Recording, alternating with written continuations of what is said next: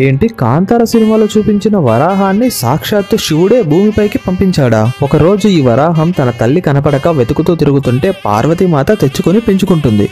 ఇది బాగా అల్లరి చేసి అక్కడ ఉన్న చెట్లని తోటలని పాడు చేసేది. దీంతో దేవతలు శివుడికి కంప్లైంట్ చేస్తారు. ఒకరోజు మళ్ళీ ఈ వరాహం అదే అల్లరి చేయగా శివుడు నేచర్ని కాపాడి ధర్మాన్ని నిలబెట్టడానికి ఈ వరాహాన్ని భూమి మీద జన్మించమని శపిస్తాడు. శివుడి ఆజ్ఞ మేరకు ఇది తులునాడులో పుట్టి అడవులను, జంతువులను, నేచర్ని అలాగే మంచి వాళ్లకు అండగా ఉండి కాపాడాలి. అలా ఈ వరాహం పంజుర్లిగా భూమిపైకి వచ్చింది. భూమిపైకి రాగానే దీని శక్తి చాలా పెరిగిపోయి కంట్రోల్ చేయలేనంతగా పెరిగిపోతుంది.